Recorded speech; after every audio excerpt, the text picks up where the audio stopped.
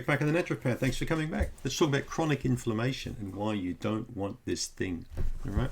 So we just spoke previously about inflammation, how it's not bad having inflammation. It's a natural and normal, healthy healing response for the body. If we have a fall, if we have a sore throat or a cough, or we cut ourselves, the normal inflammatory response of the body was designed to drive chemicals to this, increase circulation, increase lymph flow, pull toxins and rubbish away from there, and basically fight any kind of fungal, bacterial, or viral infection.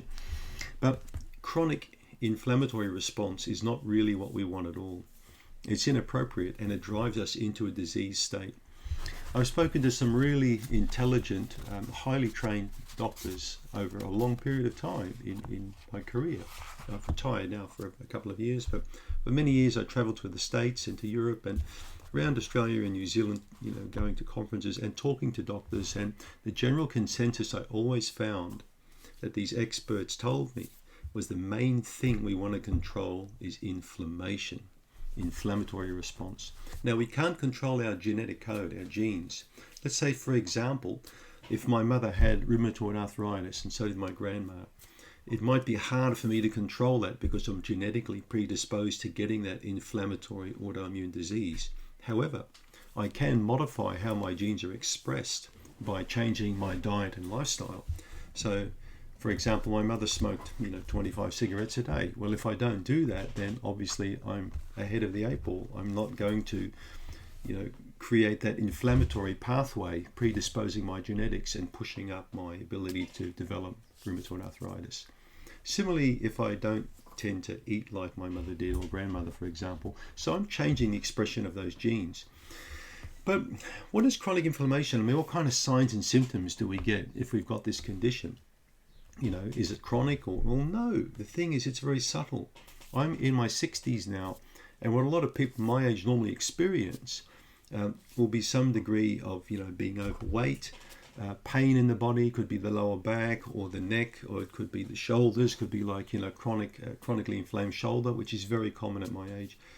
Sore fingers, sore ankles, sore toes, like pain, okay? But it could also be tiredness, fatigue, not recovering quickly after work, after some type of physical work. It could be constipation, it could be heartburn, it could be brain fog, it could be chronic anxiety disorder, it could be one of 100 things. These things all tell me that I'm pushing myself into an inflammatory pathway. So I've had patients in their 70s and 80s that are in fantastic shape with no pain at all in their body, on no medications. And I've also seen people in their 20s and 30s, unfortunately, racked with pain, in chronic pain, taking medications for it. So, and again, genes play a role in it, but lifestyle and diet is the number one thing that we want to think about when we're controlling inflammation, is what's going in here and how we're moving our body, because we can control that aspects of our life, quite a lot. So if you look at your habits, for example, are you eating too much food? Are you putting on weight? 40 to 50% of Americans and people in Australia now are basically overweight or obese. So obesity pushes you into chronic inflammation. There's a particular protein called adiponectin, and when you get quite big and obese, that production gets dropped right down of that protein, which is anti-inflammatory. So bigger people have higher risk of heart disease, of cancer and diabetes. We know that. They've got much higher risk of inflammation. Most big people I know are in pain. They've got pain in their body. The fire inflammation's burning. Skinnier people tend to have less inflammation in that regard because they haven't got that fat or adipose tissue driving the inflammatory response. So a lot of it boils down to the microbiome and the bacteria that we walk around with. If we keep those in great shape, we've got a better ability to reduce our inflammatory response in the body, better ability to stave off conditions like Alzheimer's disease and dementia with a better gut. We've seen obese people are more prone, 40% more prone to getting these inflammatory cognitive dysfunctions because of this body weight. So body weight, as we've mentioned, is tied up with obesity, poor diet and lifestyle, poor sleeping patterns. Genetics can, give us a good or bad hand depending how we play it. So we're going to talk further in subsequent videos about the wrong foods to eat when it comes to inflammation and the right foods to eat.